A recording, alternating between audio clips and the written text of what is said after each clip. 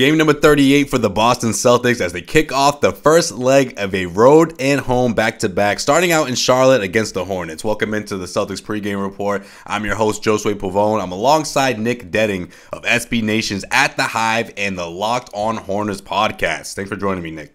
Hey, thanks for having me. Charlotte enters tonight's game 3-7 in their last 10 games, but aside from their two losses by a double-digit margin against the Rockets and the Raptors, the Hornets fell just short of putting together wins against teams like the Heat and the Blazers.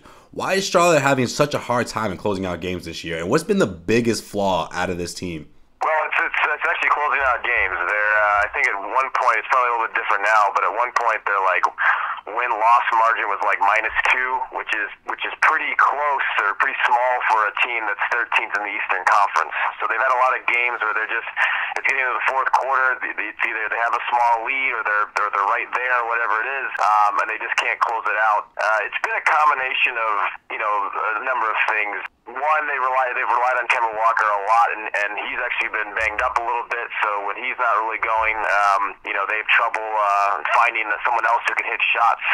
That definitely was a big part in one of the recent losses. I can't remember which one. There's been so many, but anyways, he went out with a head injury. It was against the Bucks, actually. Yeah, it was one on the road. Oh, the back-to-back, right? Right. So he goes out for the last minute and a half.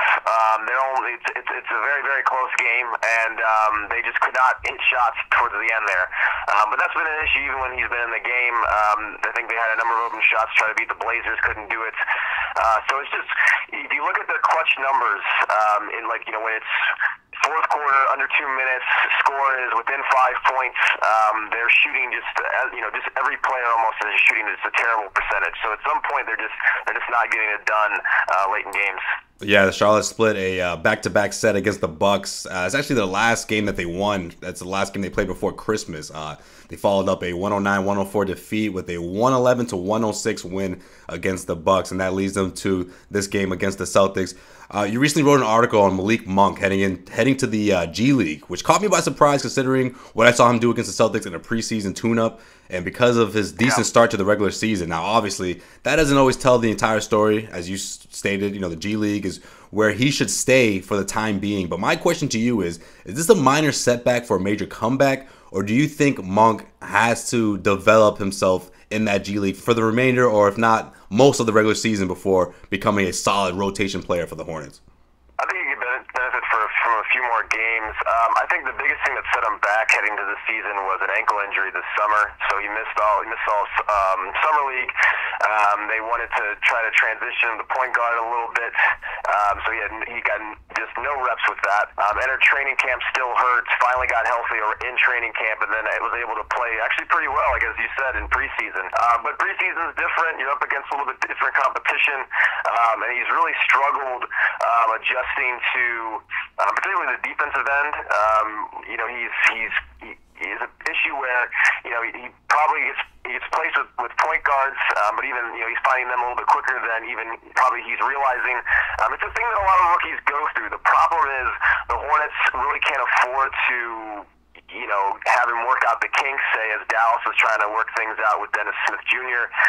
They're trying to win some games, and if he's too much of a liability, he's not shooting well enough on the other end for them to keep him in the game. So I think some just sporadic stints with the G League, at points where maybe they have a day off and he can just drive 90 miles down to Greensboro from Charlotte.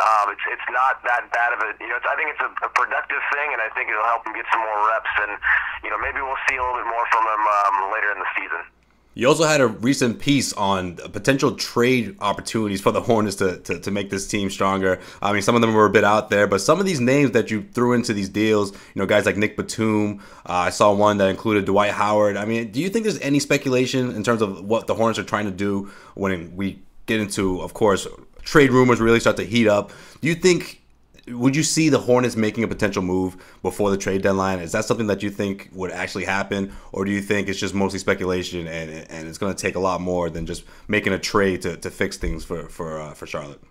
It's definitely a lot of speculation right now, and you're right that it's going to take more than just one trade. I think me at the Hive, sort of crew and everything, we sort of discussed sort of the ideas of any some potential trades. You're starting to hear some vague talks about it, but at this point, nothing's very concrete. And the Hornets keep things very tight-lipped. So unless something actually is from a verifiable source, you kind of take it for what it is.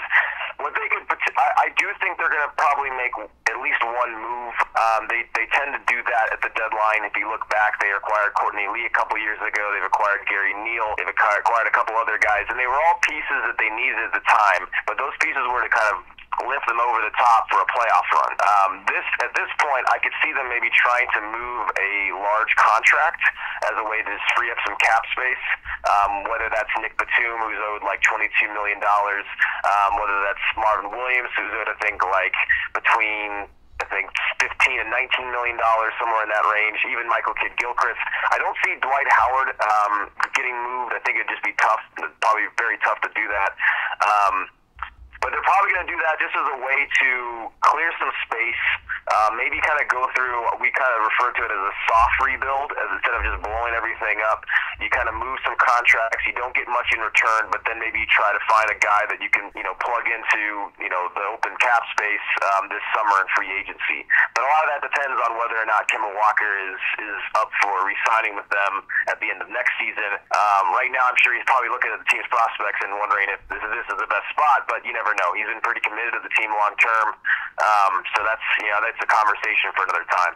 This edition of the Celtics pregame report is brought to you by DraftKings.com. Head to DraftKings.com and use the promo code CLNS for a free sign-up with your first deposit and a shot at a share of $10,000 in total prizes. That's DraftKings.com. Use the promo code CLNS and get yourself paid. The Celtics have now dropped 6 of their last 11 games. So if there's an opportunity for the Hornets to pull off an upset tonight could be the night. Nick, what will it take for the Hornets to knock off the Celtics? A very disciplined team defensively.